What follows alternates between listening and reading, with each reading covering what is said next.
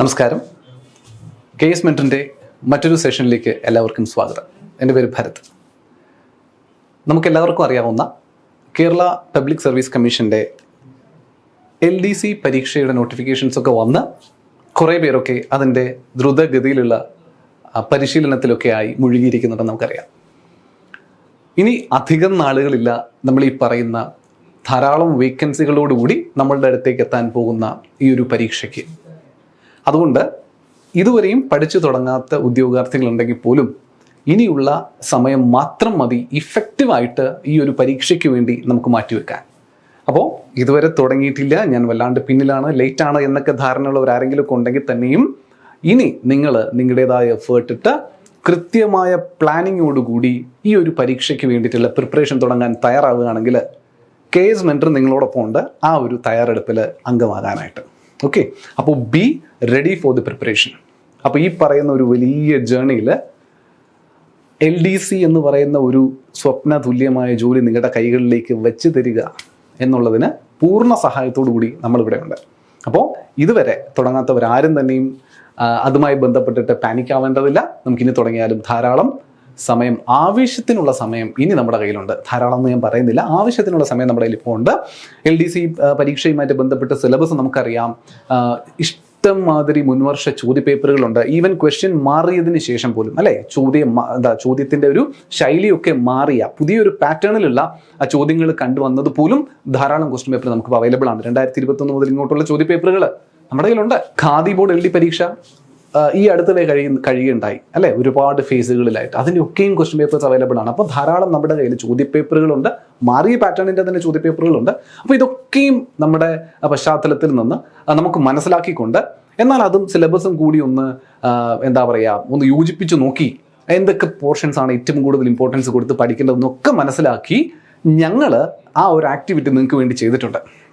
Previous year ക്വസ്റ്റ്യൻസിൻ്റെ അനാലിസിസും ആ സിലബസും ഒക്കെ കൂടി ഒന്ന് തട്ടി നോക്കിയതിന് ശേഷം ഏറ്റവും കൂടുതൽ ചോദ്യങ്ങൾ വരാൻ സാധ്യതയും ഉറപ്പായിട്ടും ഈ ഒരു പരീക്ഷയ്ക്കും നിങ്ങൾക്ക് ചോദ്യങ്ങൾ വരുമെന്ന് ഉറപ്പുള്ള ചില ഏരിയാസ് ഞങ്ങളും ഐഡൻറ്റിഫൈ ചെയ്തിട്ടുണ്ട്. നിങ്ങൾക്ക് കുറച്ചൊന്ന് പണി എളുപ്പമാക്കി തന്നിട്ടുണ്ട്. ഓക്കെ, അപ്പോൾ അത്തരത്തിൽ പുതിയൊരു LDC ബാച്ചൊക്കെ ഇതുമായിട്ട് ബന്ധപ്പെട്ട് നമ്മൾ മാർച്ച് മാസം 27-ാം തീയതി പുതിയൊരു LD ബാച്ച് ഇതുമായിട്ട് ബന്ധപ്പെട്ടൊക്കെ നമ്മൾ ലോഞ്ച് ചെയ്യുന്നുണ്ട്. കേസ് മെൻറ്ററിൻ്റെ ഭാഗത്ത് നിന്ന് നിങ്ങളിലേക്ക് എത്തുന്നുണ്ട്. പൂർണ്ണ സഹായവും പിന്തുണയും ഞങ്ങളുടെ ഭാഗത്തുനിന്ന് നിങ്ങൾക്ക് കിട്ടും.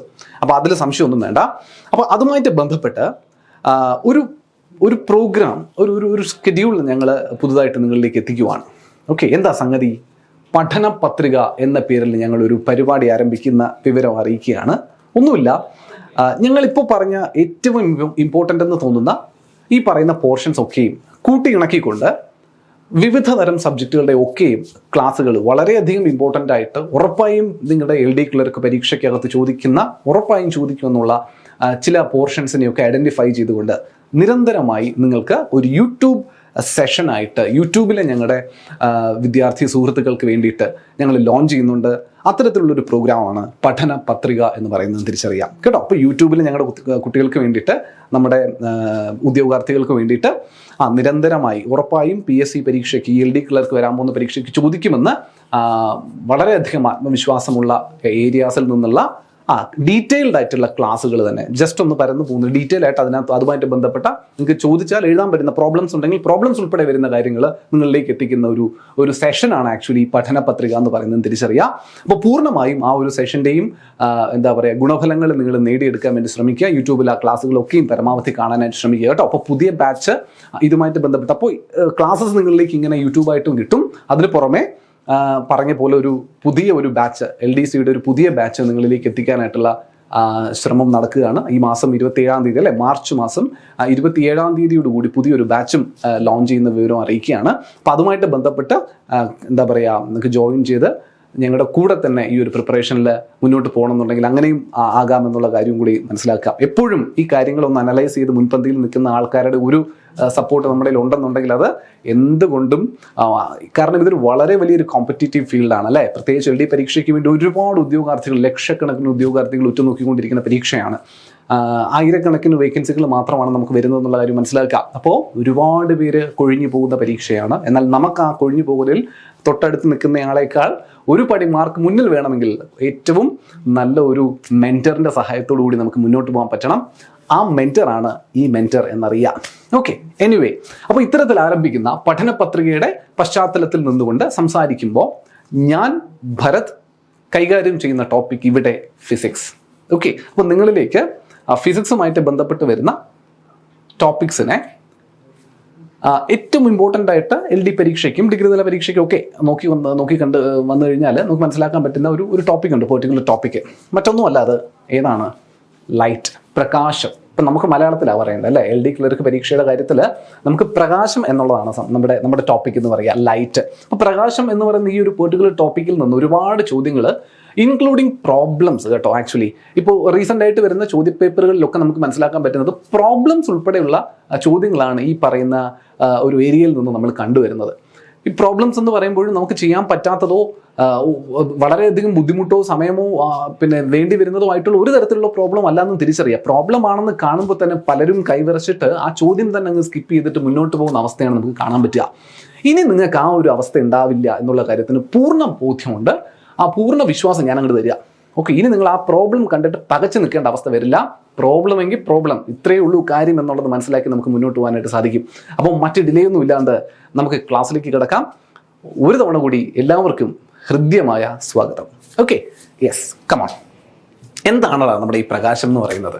വാട്ട് ഈസ് ലൈറ്റ് അല്ലേ? എന്താ പ്രകാശം എന്ന് പറഞ്ഞാൽ, നമ്മൾ പ്രകാശത്തെ ഒരു വൈദ്യുത കാന്തിക കിരണമായിട്ട് നമ്മൾ അല്ലെങ്കിൽ തരംഗമായിട്ട് നമ്മൾ കൺസിഡർ ചെയ്തിട്ടുണ്ട്.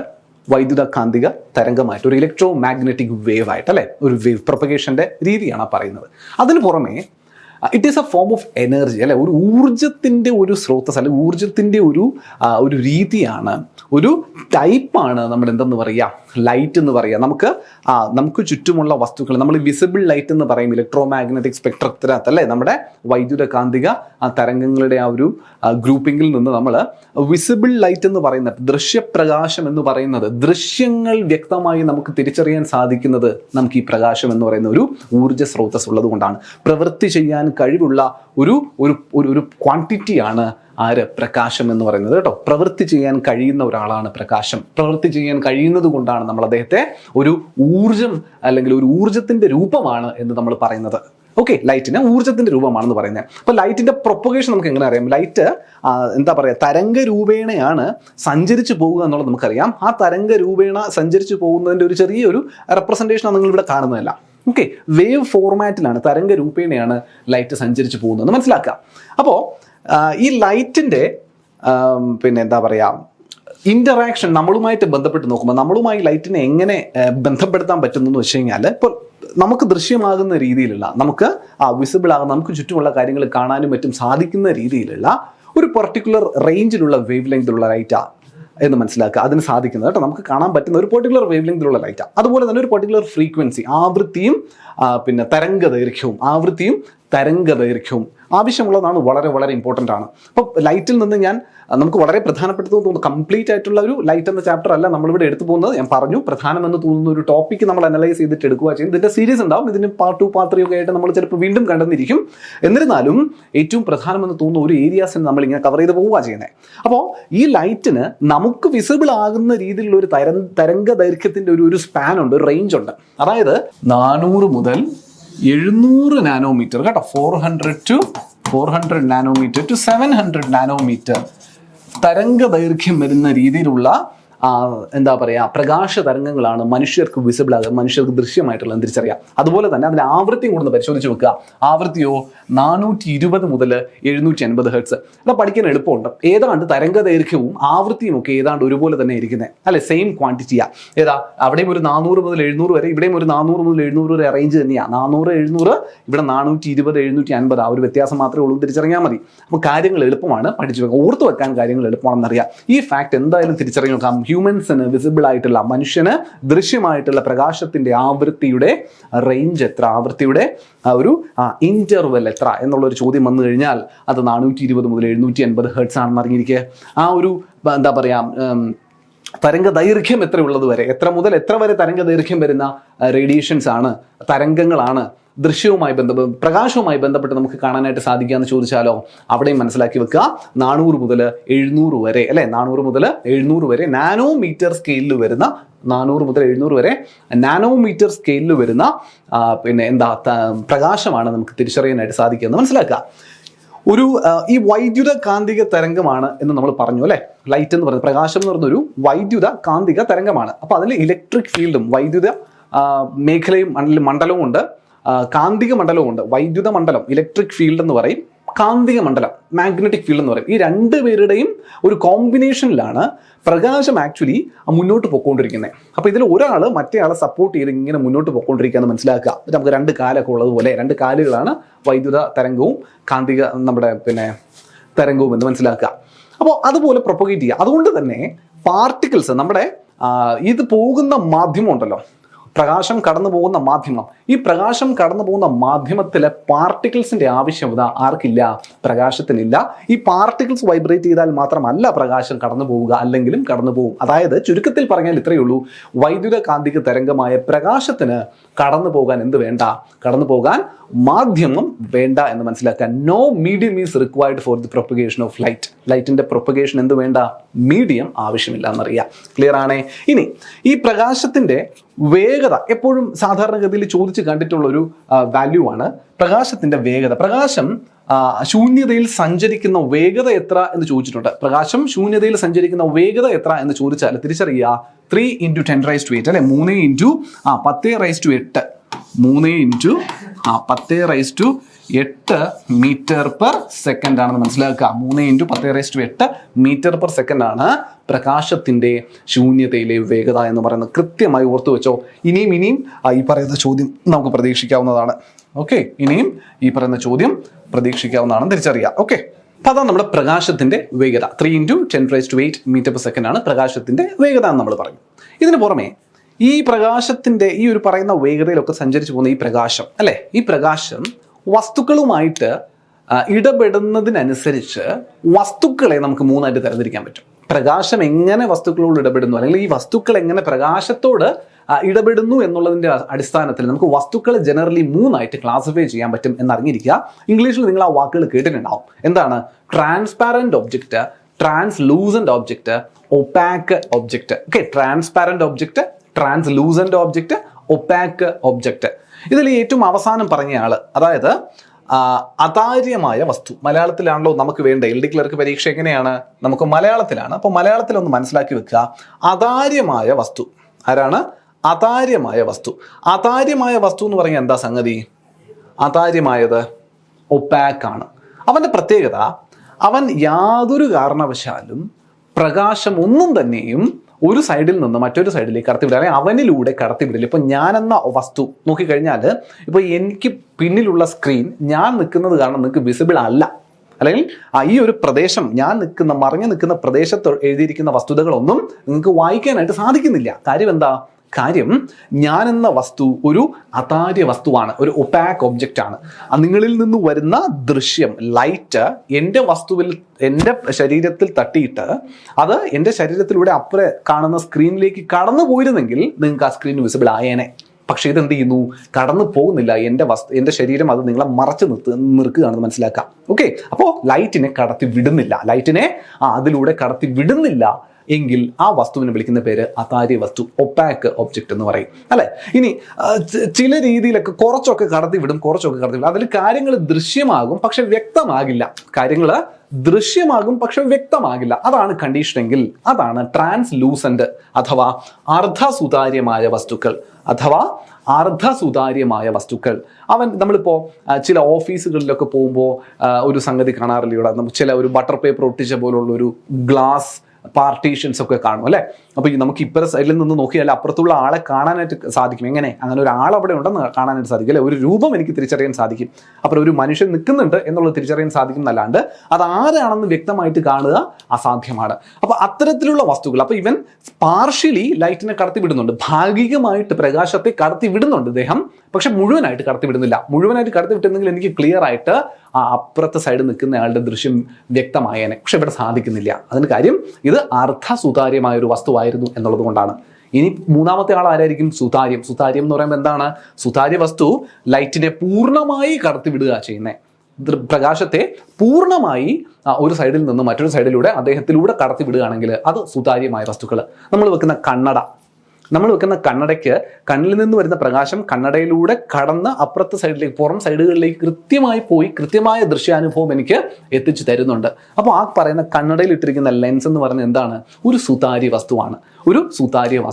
നമ്മുടെ കാറിന്റെയും ബസിന്റെയും ഒക്കെ വരുന്ന ഗ്ലാസുകൾ, ഫ്രണ്ടിൽ വരുന്ന വിൻഷീൽഡ് അല്ലെ, ഗ്ലാസ്, ഈ ഗ്ലാസ് ഒക്കെ നോക്കിയാൽ അകത്ത് നോക്കിയാൽ ഈ ക്ലിയർ ആയിട്ട് പുറത്ത് കാണാൻ പറ്റണം അല്ലെ. അത് ട്രാൻസ്പാരന്റ് വസ്തുവാണ്. ഇപ്പുറം നിന്ന് നോക്കിയാൽ എനിക്ക് അപ്പുറം കാണാനായിട്ട് സാധിക്കുന്ന വസ്തുക്കൾ ക്ലിയർ ആണ്. അപ്പോൾ ലൈറ്റുമായിട്ട് വസ്തുക്കൾ ഇടപെടുന്നതനുസരിച്ച്, ഇന്ററാക്ട് ചെയ്യുന്നതനുസരിച്ച് നമുക്ക് വസ്തുക്കൾ ഇങ്ങനെ മൂന്നായിട്ടായിരുന്നു ക്ലാസിഫൈ ചെയ്യാനായിട്ട് സാധിക്കുന്നതെന്ന് അറിഞ്ഞിരിക്കാം. ഒരു വളരെ ഇമ്പോർട്ടൻ്റ് ആയിട്ട് വരേണ്ട ഒരു ക്ലാസിഫിക്കേഷൻ ആയതുകൊണ്ട് എടുത്തു പറഞ്ഞു എന്ന് മാത്രം കേട്ടോ. യെസ്, നോക്കിക്കേ, പ്രകാശത്തിന്റെ പ്രതിഭാസങ്ങൾ വളരെ ഇമ്പോർട്ടൻ്റ് ആയിട്ട് പഠിക്കേണ്ട 1-2 കാര്യങ്ങളുണ്ട്. ഇന്ന് നമ്മൾ നോക്കാൻ പോകുന്നത് ആക്ച്വലി മിറേഴ്സുമായിട്ട് ബന്ധപ്പെട്ട കാര്യങ്ങളാണ്. ദർപ്പണങ്ങളുമായി ബന്ധപ്പെട്ട 1-2 കാര്യങ്ങൾ നോക്കിപ്പോകും. അപ്പൊ ദർപ്പണങ്ങളിൽ പോകുന്നതിന് മുമ്പ് നമ്മൾ അറിഞ്ഞിരിക്കേണ്ട ഒരു പ്രധാന വസ്തുതയാണ് പ്രകാശത്തിന്റെ ഈ ഒരു പ്രതിഭാസം. ഏത് പ്രതിഭാസം? പ്രതിഫലനം. ആരാണ്? പ്രതിഫലനം എന്ന് പറയുന്ന പ്രക്രിയ. ആരാണ് പ്രതിഫലനം? റിഫ്ലക്ഷൻ എന്ന് ഇംഗ്ലീഷിൽ പറയും. എന്ത് പറയൂടാ? Reflection. What is reflection? What do you mean by reflection? ഒരു അതാര്യ വസ്തുവില് പ്രകാശം തട്ടി വന്ന ദിശയിലേക്ക് തിരിച്ചു പോകുന്ന പ്രോസസ്സിനെ, പ്രക്രിയയെ വിളിക്കുന്ന പേരാണ് റിഫ്ലക്ഷൻ. തീർന്നു, simple. Okay, the bending back of light on incidenting an opaque object to the same place where it comes from. അല്ലെ, അത് എവിടെ നിന്ന് വന്നോ അതേ സ്ഥലത്തേക്ക് തിരിച്ചു പോകുന്ന, എവിടെ നിന്ന്, ഏത് പ്ലെയിനിൽ നിന്ന് വന്നോ കേട്ടോ, ഏത് പ്രദേശത്ത് നിന്ന് വന്നോ അതേ പ്രദേശത്തേക്ക് തിരിച്ച് റിഫ്ലക്ട് ചെയ്ത് പോകുന്ന, ഒരു ഒപ്പാക് ഒബ്ജക്റ്റിൽ തട്ടി റിഫ്ലക്ട് ചെയ്ത് പോകുന്ന, ഒരു ഒപ്പാക് ഒബ്ജക്റ്റിൽ തട്ടി വ്യതിചലിച്ചു പോകുന്ന ആ പ്രക്രിയയെ വിളിക്കുന്ന പേരാണ് റിഫ്ലക്ഷൻ അഥവാ പ്രതിഫലനം എന്ന് പറയാം. ഓക്കെ, അപ്പോൾ ചുരുക്കി പറയാനാണെങ്കിൽ ഈ ഒരു ഫിഗർ നിങ്ങൾക്ക് കാണാനായിട്ട് സാധിക്കുന്നുണ്ടെന്ന് നമുക്ക് വിശ്വസിക്കുന്നുണ്ട് ഞാൻ. അപ്പോൾ ഇവിടെ ഒരു ദർപ്പണം കാണാം. ദർപ്പണം മീൻസ് മിറർ കേട്ടോ. ഇതിൽ ഇംഗ്ലീഷിലും ഒക്കെ പഠിച്ചു വന്ന കുട്ടികളുണ്ടാവും, അവർക്ക് മലയാളം ഫോളോ ചെയ്യാൻ ചെറിയ ബുദ്ധിമുട്ടുണ്ടാവും. അതുകൊണ്ട് കൃത്യമായി നോക്കി പഠിച്ച് തന്നെ പോവുക കേട്ടോ. ദർപ്പണം മീൻസ് മിറർ. ഒരു മിറർ ആണ് ഈ വെച്ചിരിക്കുന്നത്. ആ ഒരു മിററിൽ അല്ലെങ്കിൽ ഒരു ഒപ്പാക്ക് ആയിട്ടുള്ള ഒരു ഒബ്ജക്റ്റ് വെച്ചിരിക്കുന്നത്. മിറർ ഒപ്പാക്ക് അല്ലേ? നമ്മൾ മുഖം നോക്കുന്ന, സൗന്ദര്യം നോക്കുന്ന മിറർ, കണ്ണാടി അതെന്താണ്? അത് ഒപ്പാക് ഒബ്ജക്റ്റ്. അത് പ്രകാശത്തെ അപ്പുറേ കടത്തി വിടുന്നില്ല. കടത്തി വിട്ട് കഴിഞ്ഞാൽ തീർന്നു. കടത്തി വിട്ട് നമുക്ക് മുഖം നോക്കാൻ പറ്റത്തില്ല, മുഖം കാണാൻ പറ്റത്തില്ല. കടത്തി വിടാത്തത് കൊണ്ടാണ് കണ്ണിൽ നിന്ന് പോകുന്ന ലൈറ്റ് റിഫ്ലക്ട് ചെയ്ത് തിരിച്ച് എൻ്റെ മുഖത്തേക്ക് തന്നെ വരുന്നതെന്ന് മനസ്സിലാക്കാം. എനിവേ, അത്തരത്തിലുള്ള ഒരു വസ്തുവാണ് ഇതെന്ന് കരുതുക. അപ്പോൾ ഈ പറയുന്ന ആളാണ് നമ്മുടെ എന്താ പറയുക, വരുന്ന റേ. അതുപോലെ നമുക്ക് ലോസ് ഓഫ് റിഫ്ലക്ഷനുമായിട്ട് ബന്ധപ്പെട്ട അതിൻ്റെ കൂടെ ഒരുമിച്ച് പഠിക്കാം. അപ്പോൾ ഈ വരുന്ന റേ നോക്കിയടാ, ലൈറ്റ് റേ നോക്കിയടാ, ഈ പറയുന്ന ഒബ്ജക്റ്റിൽ, ഈ പറയുന്ന അതാര്യമായ വസ്തുവിൽ, ഓക്കെ, ഈ വരുന്ന റേ, ഇൻസിഡന്റ് റേ എന്ന് പറയുന്നത് പതനരശ്മി. ഇൻസിഡന്റ് റേ എന്ന് പറയുന്നത് അതായത് നമ്മുടെ പതനരശ്മി നമ്മുടെ ഒപ്പാക് ഒബ്ജക്റ്റിൽ തട്ടുന്നു അല്ലെ. തട്ടിയിട്ട് എന്ത് ചെയ്യുന്നു? അത് തിരിച്ച് അത് വന്ന ദിശയിലേക്ക് പോവാ. ഇവിടെ ഈ മാർക്കിങ്ങിൽ ഒരു ചെറിയ മിസ്റ്റേക്ക് ഉണ്ട്, നിങ്ങളത് നോക്കുക. ഇങ്ങോട്ടാണ് പോകേണ്ടത് കേട്ടോ, തിരിച്ച് അങ്ങോട്ടാണ് ആരോ മാർക്ക് കാണിക്കേണ്ടത്. എപ്പോഴും ഒരു റേ വരയ്ക്കുമ്പോൾ നമുക്ക് അതിനകത്ത് ആരോ മാർക്ക് നിർബന്ധമായിട്ട് ഉണ്ടാവണം. കാരണം ഏത് ഡയറക്ഷനിലാണ് പോകുന്നത് തിരിച്ചറിയണമെങ്കിൽ, ഏത് ദിശയിലാണ് പോകുന്നത് തിരിച്ചറിയണമെങ്കിൽ എന്ത് വേണം? ഡയറക്ഷൻ മാർക്ക് വേണം. ആ ഇൻസിഡന്റ് റേ അതായത് പതനരശ്മി വരുന്നു, ഒരു സർഫസിൽ വന്ന് ടച്ച് ചെയ്യുന്നു. ആ സർഫസിൽ നിന്ന് എങ്ങോട്ടോ തിരിച്ച് വ്യതിചലിച്ചു പോകുന്നു. അപ്പൊ ഈ രശ്മി, ഈ വന്നയാളെ വിളിച്ച പേരാണ് പതനരശ്മി അഥവാ ഇൻസിഡന്റ് റേ. എന്താ പറയാ? പതനരശ്മി. അവരെ വിളിച്ച പേര് പതനരശ്മി അഥവാ ഇൻസിഡന്റ് റേ. ഈ പോകുന്നയാളുണ്ടല്ലോ, ഇവൻ പ്രതിപതന രശ്മിയാണ്, അല്ലെങ്കിൽ പ്രതിഫലന രശ്മി എന്ന് പറയാം, അല്ലെങ്കിൽ പ്രതിപതന രശ്മി എന്ന് പറയാം. പ്രതിപതന രശ്മി, റിഫ്ലക്റ്റഡ് റേ എന്ന് പറയും. ഓക്കെ, ഈ പറയുന്ന ഇൻസിഡന്റ് റേയും റിഫ്ലക്റ്റഡ് റേക്കും നടുവിലായി നമ്മൾ ഏത് സർഫസിൽ വെച്ചാണോ ഇവര് ഈ പറയുന്ന റിഫ്ലക്ഷൻ എന്ന് പറഞ്ഞ പരിപാടി, പ്രതിഫലനം എന്ന് പറഞ്ഞ പരിപാടി നടന്നത്, ആ പോയിന്റ് വെച്ച് ഞാനൊരു പെർപെൻഡിക്കുലർ ലൈൻ വരയ്ക്കും. അതിനെ പറയുന്ന പേരാണ് നോർമൽ കേട്ടോ. നോർമൽ. ഈ നോർമലിന് ഈ പ്രതിഫലനം എന്ന് പറയുന്ന നിയമങ്ങളുമായി ബന്ധപ്പെട്ട് ഒരുപാട് സിഗ്നിഫിക്കൻസ് ഉണ്ട്. അതുകൊണ്ടാണ് എടുത്തു പറഞ്ഞത് കേട്ടോ, നോർമൽ എന്നുള്ളത് എടുത്തു പറഞ്ഞത്. ഈ ഇൻസിഡന്റ് റേ അതായത് എന്താ പറയുക, പതനരശ്മിയും നോർമലും തമ്മിൽ ഉണ്ടാക്കുന്ന ഒരു ആംഗിൾ ഉണ്ടല്ലോ, ആ ആംഗിളിനെ വിളിക്കുന്ന പേരാണ് പതന കോൺ. Angle of incidence. അതിനെന്താ വിളിക്കുക? പതനകോൺ എന്ന് വിളിക്കും, അല്ലെങ്കിൽ ആംഗിൾ ഓഫ് ഇൻസിഡൻസ്.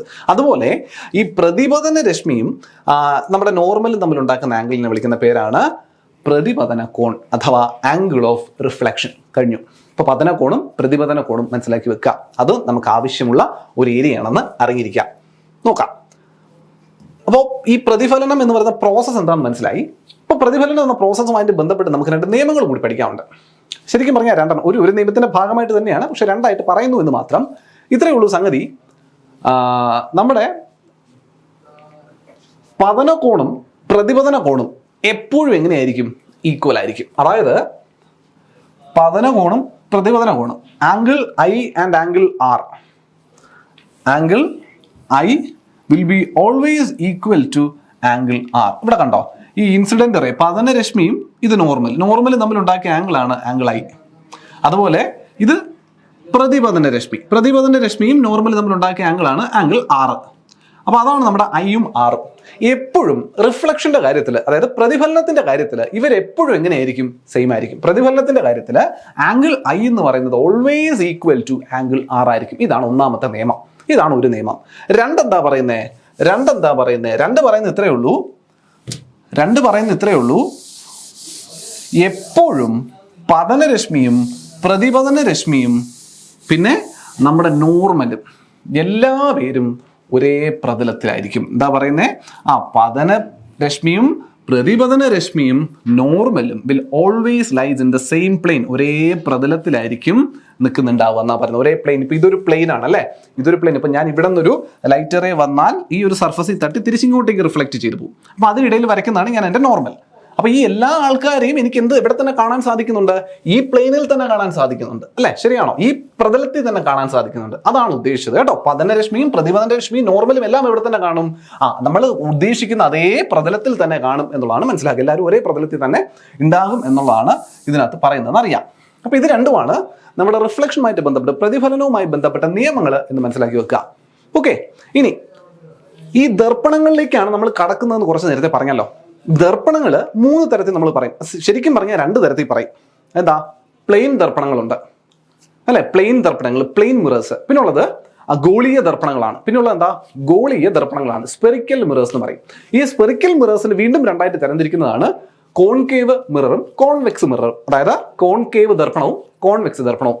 ഈ 2 പേരും ദർപ്പണങ്ങളാണെന്നുള്ളതുകൊണ്ട് തന്നെ ലൈറ്റിന് എന്താ ചെയ്യുക? പ്രകാശത്തിനെ റിഫ്ലക്ട് ചെയ്യുകയാണ് ചെയ്യുക, പ്രതിഫലിപ്പിക്കുകയാണ് ചെയ്യുക, കടത്തിവിടത്തില്ല. അത് മനസ്സിലാക്കുക. ഇതുമായിട്ട് ബന്ധപ്പെട്ട കുറച്ച് കാര്യങ്ങൾ നമുക്ക് ഈ ടോപ്പിക്കിൽ പഠിക്കാനുള്ളത്. അതിലേക്ക് കടക്കുന്നതിന് മുമ്പ് നമുക്ക് 1-2 ആൾക്കാരെ ഒന്ന് പരിചയപ്പെട്ട് വെക്കണം. അപ്പൊ ഇത് എൻ്റെ കോൺകേവ് ആണോ കോൺവെക്സ് ആണോ? ഹാർഡ് സർഫസ് ഇതാണ്. ലൈറ്റ് ഈ ഭാഗത്തു നിന്നാണ് വരുന്നതെങ്കിൽ ഇവൻ കോൺകേവ് ആണ് കേട്ടോ. കുഴിഞ്ഞ് അകത്തേക്ക് ഇരിക്കുന്നയാൾ കോൺകേവ് ആണെന്ന് മനസ്സിലാക്കുക. കുഴിഞ്ഞ് അകത്തേക്ക് ഇരിക്കുന്നയാൾ കോൺകേവ് ആണെന്ന് മനസ്സിലാക്കുക കേട്ടോ. അപ്പൊ ലൈറ്റ് റേസ് ഈ ഭാഗത്തുനിന്ന് ഇങ്ങനെ വന്നിട്ട് ഇങ്ങനെ വന്ന് ഇവിടെ തട്ടിയിട്ട് റിഫ്ലക്ട് ചെയ്ത് പോവുകയാണെങ്കിൽ കേട്ടോ, കുഴിഞ്ഞ ഭാഗമാണ് നമുക്ക് റിഫ്ലക്ട് ചെയ്യാനായിട്ട് ഇവിടെ ഉപയോഗിച്ചിരിക്കുന്നത് അല്ലേ? ഈ ഒരു കർവേച്ചർ ഇങ്ങനെ ഇരിക്കുന്നത് അതിൽ ഈ പറയുന്ന പോർഷനിലാണ് നമ്മൾ രസം പൂശിയിട്ടുണ്ടാവുക. അതായത് എന്തെങ്കിലുമൊക്കെ കോട്ടിങ് നടത്തിയിട്ടുണ്ടാവും. അപ്പോൾ ഈ ഭാഗം ഒപ്പാക്കാണ്, ഇതിനകത്തൂടെ കടന്നു പോകത്തില്ല ലൈറ്റ്. ഈ ഭാഗമാണ് ഷൈൻ ചെയ്തിരിക്കുന്നത്. അങ്ങനെ കുഴിഞ്ഞിരിക്കുന്ന ഭാഗമായതുകൊണ്ടാണ് ഇവരെ നമ്മൾ കോൺകേവ് എന്ന് വിളിച്ചത്. തിരിച്ചറിയാം. കോൺകേവ്. ഇവനാണെങ്കിലോ ഇവിടെ ലൈറ്റ് വരുന്ന ഈ സൈഡിലാണ്, ഈ മുകളിലേക്ക് തള്ളിയിരിക്കുന്ന പ്രതലത്തിലാണ് ലൈറ്റ് വന്ന് പതിക്കുക. ശരിയല്ലേ? അപ്പോൾ ഈ പ്രതലത്തെ കോൺവെക്സ് എന്നും വിളിക്കും. ഈ പ്രതലത്തെ അല്ലെങ്കിൽ ഇത്തരത്തിലുള്ള ദർപ്പണത്തെ കോൺവെക്സ് എന്നും വിളിക്കും. അപ്പൊ രണ്ടും മനസ്സിലാക്കി വെക്കുക. ആൾക്കാർ ആദ്യം തിരിച്ചറിയാനായിട്ട് നിങ്ങളൊന്ന് ഐഡന്റിഫൈ ചെയ്യുക. കോൺകേവും കോൺവെക്സും വളരെ എളുപ്പം. കേവ് പോലെ, ഒരു ഗുഹ പോലെ കുഴിഞ്ഞിരിക്കുന്ന പ്രതലത്തിലാണ് ലൈറ്റ് വന്ന് തട്ടി റിഫ്ലക്ട് ചെയ്ത് പോകുന്നതെങ്കിൽ അത് കോൺകേവ്. ഇനി ഏത് മിറർ തന്നെ ആയാലും, കോൺകേവ് ആയിക്കോട്ടെ കോൺവെക്സ് ആയിക്കോട്ടെ, എല്ലാ മിററിലും നമുക്ക് പഠിക്കേണ്ട കുറച്ച് കാര്യങ്ങൾ സെയിം ആയിട്ടുണ്ട്. ആരൊക്കെയാണ് നമുക്ക് നോക്കാം. ഈ പറയുന്ന മിററിനെ ദർപ്പണത്തെ കട്ട് ചെയ്തുകൊണ്ട് ഞാനൊരു ലോങ് സ്ട്രെയിറ്റ് ലൈൻ വരയ്ക്കുന്നുണ്ട്. അവന്റെ പേര് പ്രിൻസിപ്പൽ ആക്സിസ് എന്ന് ഇവിടെ എഴുതിയിട്ടുണ്ട്. പ്രിൻസിപ്പൽ അക്ഷം എന്ന് മലയാളത്തിൽ പറയും. പ്രിൻസിപ്പൽ അക്ഷം. ഈ പ്രിൻസിപ്പൽ അക്ഷം നമ്മുടെ മിററുമായി കട്ട് ചെയ്യുന്ന ഒരു പോയിന്റ് ഉണ്ടല്ലോ, അതാ ഈ പോയിന്റ്, അതിനെ വിളിക്കുന്ന പേരാണ് പോൾ കേട്ടോ. പോൾ. അതുപോലെ ഈ പറയുന്ന സ്പെറിക്കൽ മിറർ, ഗോളീയ ദർപ്പണം എന്ന് എന്തുകൊണ്ടാണ് ഇതിനെ വിളിക്കുന്നത്? കാരണം ഈ പറയുന്ന മിററിന്റെ ഭാഗം, മിറർ എന്ന് പറയുന്നത് അല്ലെങ്കിൽ ദർപ്പണം എന്ന് പറയുന്നത് ഒരു ഗോളത്തിന്റെ ഒരു ചെറിയ പോർഷനാണ്. ഒരു പന്തെടുത്ത് ആ പന്തിന്റെ ചെറിയൊരു പോർഷൻ കട്ട് ചെയ്തെടുത്തു കഴിഞ്ഞാൽ എനിക്ക് ഇങ്ങനെ ഏതെങ്കിലും ഒരു മിറർ ഉണ്ടാക്കാം. ശരിയാണോ? അതായത് ബാക്കി വരുന്ന പോർഷൻ കൂടി കംപ്ലീറ്റ് ചെയ്താൽ അതൊരു സ്പിയർ ആയിട്ട് മാറും, ഒരു ഗോളമായിട്ട് മാറും. അത്തരത്തിലുള്ള സംഗതികളാണ് ഈ ഗോളീയ ദർപ്പണങ്ങൾ എന്ന് പറയുക. അതിന്റെ ഒരു 2D ഫിഗർ ആയിട്ട് നോക്കിയേ, ഈ സാധനത്തിന് ഞാൻ ഇങ്ങനെ കവർ ചെയ്തെടുത്തു കഴിഞ്ഞാൽ ഇത് എന്തായിട്ട് മാറും? ഇതൊരു സർക്കിളായിട്ട് മാറും. ശരിയല്ലേ? ഇതൊരു സർക്കിളായിട്ട് മാറത്തില്ലയോ? നോക്ക്, സർക്കിൾ ആയില്ലായോ? ഇത്രയേ ഉള്ളൂ. അപ്പോൾ അതുകൊണ്ട് അതിനെ സ്പെറിക്കൽ മിറർ എന്ന് വിളിക്കുന്നത്. ഒരു സർക്കിളിന്റെ ഭാഗമാണ്, ഒരു സ്പിയറിന്റെ ഭാഗമാണ് നമ്മൾ ഈ എടുക്കുന്ന ദർപ്പണം എന്നുള്ളതുകൊണ്ടാണ് അതിനെ നമ്മൾ സ്പെറിക്കൽ മിറർ എന്ന് വിളിക്കുന്നത്. എന്നിരുന്നാലും അങ്ങനെ ഒരു സർക്കിളിന്റെ ഭാഗമാണ് ഈ പറയുന്ന ദർപ്പണമെങ്കിൽ അതിനൊരു സെന്റർ ഉണ്ടാവണ്ടേ? സർക്കിൾ ആണേ എങ്കിൽ സെന്റർ ഉണ്ട് അല്ലേ? ഗോളമാണേ അതിനൊരു സെന്റർ ഉണ്ട്, ഒരു കേന്ദ്രമുണ്ട്. അതാണ് ഇവൻ സെന്റർ ഓഫ് കർവേച്ചർ എന്ന് പറയും കേട്ടോ. വക്രതാ കേന്ദ്രം, മലയാളത്തിൽ എന്ന് പറയും വക്രതാ കേന്ദ്രം എന്ന് പറയും. സെന്റർ ഓഫ് കർവേച്ചർ സി എന്നുകൊണ്ട് റെപ്രസെന്റ് ചെയ്യും, വക്രതാ കേന്ദ്രം. ഈ സി മുതൽ നമ്മുടെ പോൾ വരെയുള്ള ദൂരം, ഈ വക്രതാ കേന്ദ്രം മുതൽ നമ്മുടെ പോൾ വരെയുള്ള ദൂരം ഉണ്ടല്ലോടാ, ആ ദൂരത്തിന് വിളിക്കുന്ന പേരാണ് ആറ്. എന്താ ആറ്? വക്രതാ ആരം, radius of curvature. Radius of curvature എന്ന് വിളിക്കും, റേഡിയസ് ഓഫ് കർവേച്ചർ എന്ന് വിളിക്കും. അതായത് മലയാളത്തിൽ വക്രത ആരം എന്ന് വിളിക്കുന്ന മനസ്സിലാക്കുക, ആറ്. ക്ലിയർ ആണേ? കറക്റ്റ് ഈ പറയുന്ന റേഡിയസ് ഓഫ് കർവേച്ചറിന്റെ നടുവിലായിട്ടായിരിക്കും ആരുണ്ടാവുക? ഫോക്കസ് എന്ന് പറയുന്ന ഒരു പോയിന്റ് ഉണ്ടാവുക.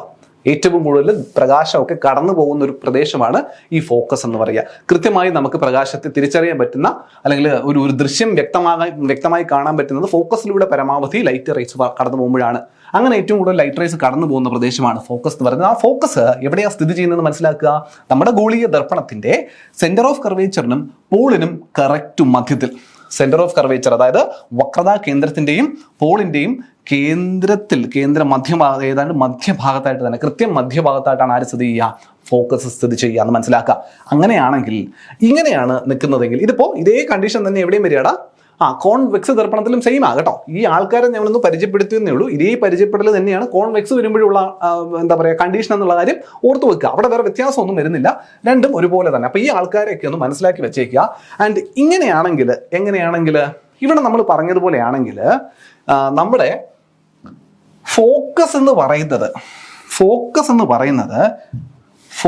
പറയുന്നത് ശരിക്കും പറഞ്ഞാൽ, അല്ലെങ്കിൽ ഫോക്കസ് ഈ പോള് മുതൽ നമ്മുടെ പോള് മുതൽ ഈ ഫോക്കസ് വരെയുള്ള ദൂരം, നമ്മൾ പോള് മുതൽ ഈ വക്രത കേന്ദ്രം വരെയുള്ള ദൂരത്തെ എന്ത് വിളിച്ചു? വക്രത ആരം എന്ന് വിളിച്ചു, റേഡിയസ് ഓഫ് കർവേച്ചർ എന്ന് വിളിച്ചു. അതുപോലെ പോൾ മുതൽ ഈ ഫോക്കസ് വരെയുള്ള ദൂരത്തെ വിളിക്കുന്ന പേര്, പോൾ മുതൽ ഫോക്കസ് വരെയുള്ള ദൂരത്തെ വിളിക്കുന്ന പേര് ഫോക്കൽ നീളം, ഫോക്കൽ ലെങ്ത് എന്ന് പറയും. എന്ത് പറയും? Focal length. കഴിഞ്ഞു. അങ്ങനെയാണെങ്കിൽ ആ ഫോക്കൽ ലെങ്ത് റെപ്രസെന്റ് ചെയ്യുന്ന ലെറ്റർ ആണ് സ്മോൾ ലെറ്റർ എഫ്. ഈ ഫോക്കൽ ലെങ്ത് ഞാൻ പറഞ്ഞല്ലോ, ഇത് മുതൽ ഇതുവരെയുള്ള റേഡിയസ് ഓഫ് കർവേച്ചർ 6, വക്രത ആരം 6. ഈ ദൂരത്തിന്റെ നേർപകുതിയിലായിരിക്കും ഫോക്കസ് ഉണ്ടാവുക എന്ന് പറയുന്നത് ഓർക്കുന്നില്ലേ? ഈ ദൂരത്തിന്റെ നേർപകുതിയിലായിരിക്കും ഫോക്കൽ ദൂരം ഉണ്ടാവുക അല്ലെങ്കിൽ ഫോക്കസ് ഉണ്ടാവുക എന്ന് പറഞ്ഞു. അങ്ങനെയാണെങ്കിൽ പോൾ മുതൽ ഫോക്കസ് വരെയുള്ള ദൂരം എത്രയായിരിക്കും? ഈ റേഡിയസ് ഓഫ് കർവേച്ചർ വെച്ച് കണക്ക് കൂട്ടുമ്പോൾ എത്രയായിരിക്കും? അതിന്റെ നേരെ പകുതിയായിരിക്കും. അങ്ങനെയാണെങ്കിൽ എനിക്കൊരു റിലേഷൻ കിട്ടി, focal length F is equal to r/2. എന്താ relation? Focal length F is equal to r/2. Very very very important. PYQ ആണ്. ഇനിയും ചോദിക്കും, ഉറപ്പായിട്ടും ചോദിക്കും. പ്രോബ്ലം എഴുതി വെച്ചോ. F is equal to r/2. Focal length is equal to radius of curvature by 2. Focal ദൂരം equal to വക്രത ആരം by 2. നിങ്ങൾക്ക് ചോദ്യം മലയാളത്തിലാവട്ടോ വരിക. LD ക്ലർക്ക് പരീക്ഷ ആയതുകൊണ്ട് ചോദ്യം മലയാളത്തിലാണ് വരിക. അതുകൊണ്ട് കൃത്യമായി മലയാളം നാമധേയങ്ങളും കൂടി കൃത്യമായി പഠിച്ചു പോയില്ലെങ്കിൽ പണി കിട്ടും. അവിടെ ചെല്ലുമ്പോൾ വക്രത ആരം എന്തായിരുന്നു എന്നുള്ള കൺഫ്യൂഷൻ വരരുത്. അതുകൊണ്ടാണ് എടുത്തെടുത്ത് പറയുന്നത് കേട്ടോ, പറഞ്ഞു പോകുന്നത്. അപ്പൊ റേഡിയസ് ഓഫ് കർവേച്ചർ, വക്രത ആരം. ക്ലിയർ ആണേ? സംശയം ഉണ്ടോടാ? ഇല്ല. ഇതുമായിട്ട് ബന്ധപ്പെട്ട് ഇനി ഒരു കാര്യം കൂടി നോക്കണം. ഇപ്പൊ നമ്മൾ വക്രത ആരം പഠിച്ചു. ഇനി ഒരു 2-3 ആൾക്കാരും കൂടി ഇതിൽ നിന്ന് ഇമേജ് ഫോം ചെയ്യുമ്പോൾ, ഈ പറയുന്ന ദർപ്പണങ്ങൾ ഉപയോഗിച്ച് ഇമേജ് ഫോം ചെയ്യുമ്പോൾ, മിററുകൾ ഉപയോഗിച്ച് അല്ലെ, ദർപ്പണങ്ങൾ ഉപയോഗിച്ച് ഇമേജുകൾ ഉണ്ടാക്കുമ്പോൾ, ഇപ്പം ഞാൻ ഒരു മിററിന്റെ ഫ്രണ്ടിൽ നിൽക്കുമ്പോൾ എൻ്റെ ഇമേജ് എനിക്ക് കാണാൻ പറ്റും. ആ മിററിൽ എൻ്റെ ഇമേജ് എനിക്ക് കാണാനായിട്ട് സാധിക്കുമല്ലോ. അതാണ് ഇമേജ് ഫോർമേഷൻ എന്ന് പറയാം. ആ ഇമേജ് ഫോർമേഷനുമായിട്ട് ബന്ധപ്പെട്ട് പ്രതിബിംബ രൂപീകരണം എന്ന് പറയും. പ്രതിബിംബ രൂപീകരണം. ഇമേജിന് എന്താ പറയുക? പ്രതിബിംബം എന്നാ പറയാ. ഇമേജിനെ ദർപ്പണങ്ങളുടെ കാര്യത്തിൽ പറയുന്നത് പ്രതിബിംബം എന്നാണ് പറയുക കേട്ടോ. പ്രതിബിംബ രൂപീകരണത്തിന് നമുക്കൊരു ഇക്വേഷൻ കൂടിയുണ്ട്. ആ ഇക്വേഷൻ സിമ്പിൾ ആണ്. ഇത്രയേ ഉള്ളൂ. 1/u + plus 1/v equal to 1/f. തീർന്നു. എന്താണ് equation? 1/v plus 1/u is equal to 1/f. കഴിഞ്ഞു. ഇതാണ് നമ്മുടെ മിറർ ഇക്വേഷൻ എന്ന് പറയും, ദർപ്പണ സമവാക്യം എന്ന് പറയും. എന്ത് പറയൂടാ? ദർപ്പണ സമവാക്യം എന്ന് പറയുന്ന കാര്യം. 1/v plus 1/u is equal to 1/f, ദർപ്പണ സമവാക്യം. ആ ദർപ്പണ സമവാക്യം നമുക്ക് മനസ്സിലാകുന്നത് എങ്ങനെയാണെന്നറിയാവോ? ചില എന്താ പറയുക, ഡീറ്റെയിൽഡ് ആയിട്ടുള്ള ട്രയാങ്കിൾസിനെയൊക്കെ, ത്രികോണങ്ങളിലെയൊക്കെ ഈ പറയുന്ന ഫിഗറിനകത്തുനിന്ന് പഠിച്ച് ഡീറ്റെയിൽ ആയിട്ട് ഡിറൈവ് ഒക്കെ ചെയ്തിട്ടാണ് പോകുന്നത്. നമുക്ക് ആ സംഗതികളൊന്നും വേണ്ട. ആ ഡെറിവേഷൻസ് ഒക്കെ അങ്ങ് +2 +1 ഒക്കെ പരീക്ഷയ്ക്ക് വേണ്ടി മാത്രം പഠിച്ചാൽ മതി. നമുക്ക് ആ ഡെറിവേഷൻസ് ഒന്നും പഠിക്കേണ്ടല്ലോ, നമുക്ക് ഇക്വേഷൻ അറിഞ്ഞിരുന്നാൽ മതി. അപ്പോൾ ഇക്വേഷൻ പ്രകാരം നമ്മൾ 3 പേരുകൾ അവിടെ പറഞ്ഞു. അതിൽ ഒരാളെ നമുക്കറിയാം. 1/u plus 1/v equal to 1/f എന്നാണ് ഞാൻ പറഞ്ഞത്. ശരിയല്ലേ? ഇതിനകത്ത് എഫ് എനിക്കറിയാം. ആരാണ് അവൻ? ഫോക്കൽ ദൂരമാണ്.